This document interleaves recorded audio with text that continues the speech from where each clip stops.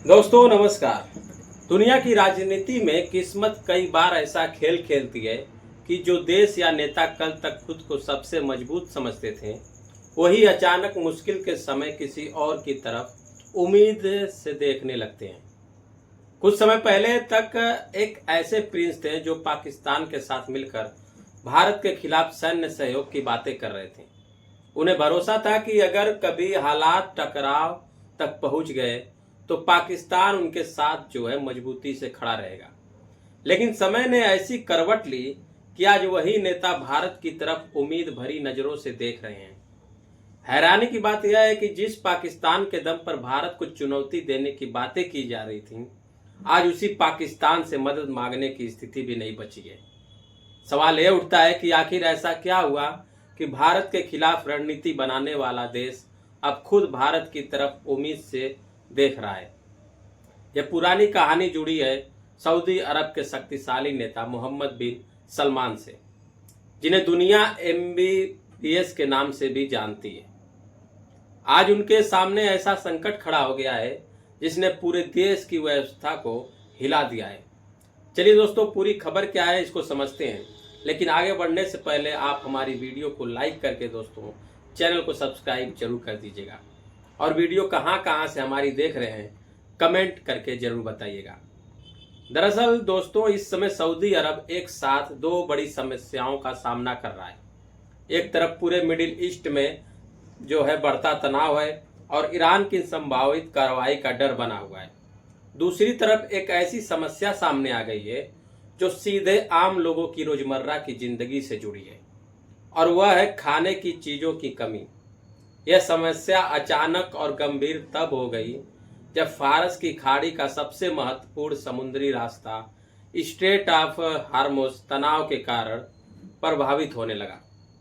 Straight of Hormuz दुनिया के सबसे अहम समुद्री रास्तों में से एक माना जाता है। इसी रास्ते से खाड़ी देशों का बड़ा हिस्सा तेल और गैस दुनिया के अलग अलग हिस्सों तक पहुंचता है। लेकिन जब इस रास्ते पर खतरा बढ़ता है तो असर सिर्फ ऊर्जा व्यापार तक सीमित नहीं रहता। इसका असर उन जहाज़ों पर भी पड़ता है जो जरूरी सामान और खाद्यान्न लेकर खाड़ी देशों की तरफ जाते हैं। जहाज़ों की आवाजाही कम होने लगी और सप्लाई धीरे धीरे प्रभावित होने लगी। जैसे जैसे रुकावटें बढ़ी, वैसे वैसे खाड़ी देशों की बाजारों में अनिश्चितता भी बढ़ने लगी। कई जरूरी चीजें समय पर नहीं पहुंच पा रही थी और रोजमर्रा के सामान के दाम धीरे धीरे ऊपर जाने लगे। इसी दौरान सऊदी अरब के सामने एक और बड़ी समस्या खड़ी हो गई, और वही थी बासमती चावल की कमी। यह सुनने में छोटी सी बात लग सकती है, लेकिन सऊदी अरब के लिए एक गंभीर चिंता का विषय बन गया है। बहुत कम लोग जानते हैं कि खाड़ी देशों की थाली में जो खुशबूदार बासमती चावल पहुंचता है, उसका बड़ा हिस्सा भारत से आता है।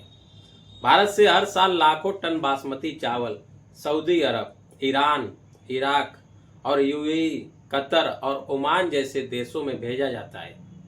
इनमें भी अकेला सऊदी अरब भारत से करीब 10 से 12 लाख मीट्रिक टन बासमती चावल खरीदता है। यानी अगर सरल शब्दों में कहा जाए तो सऊदी अरब की भोजन व्यवस्था का एक बड़ा हिस्सा भारतीय किसानों की फसल पर निर्भर करता है।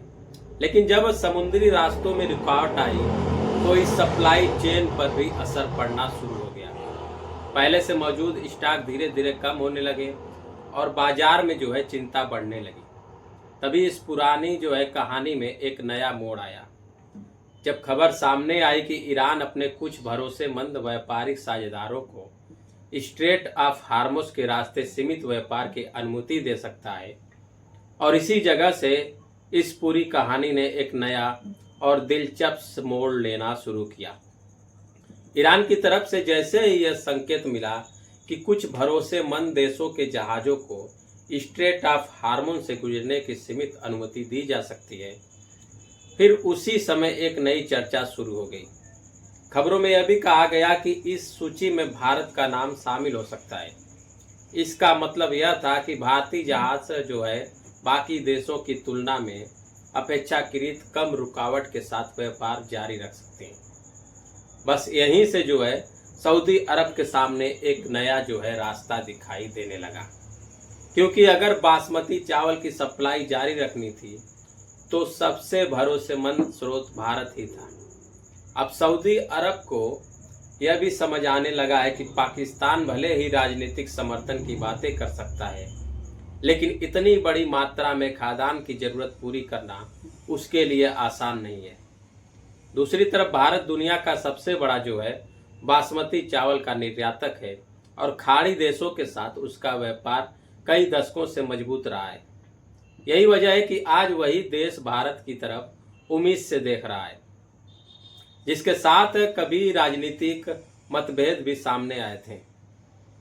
आंकड़ों पर नजर डालें तो पिछले साल भारत ने लगभग जो है 60 लाख मीट्रिक टन से ज्यादा बासमती चावल दुनिया के अलग अलग देशों में निर्यात किया था। इसमें सबसे बड़ा हिस्सा मिडिल ईस्ट की देशों का रहा है। अकेला सऊदी अरब ही करीब 1 मिलियन टन से ज्यादा बासमती चावल भारत से खरीदता है।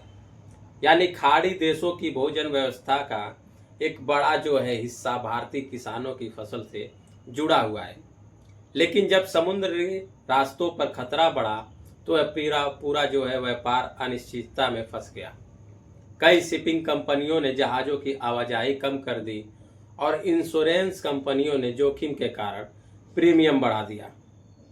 इसका असर यह हुआ कि भारतीय बंदरगाहों से निकलने वाला काफ़ी चावल जो है रास्ते में ही अटक गया। कुछ जहाज समुद्र में रुक रहे हैं और कुछ जो है माल बंदरगाहों पर ही पड़ा रह गया। दूसरी तरफ खाड़ी देशों की चिंता इससे भी ज़्यादा बड़ी है।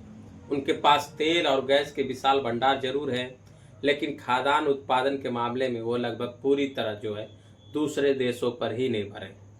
सऊदी अरब की जलवायु जो है खेती के लिए ज़्यादा अनुकूल नहीं मानी जाती है, इसलिए चावल, मक्का और कई जरूरी चीज़ें बड़ी मात्रा में बाहर से ही मंगाई जाती है।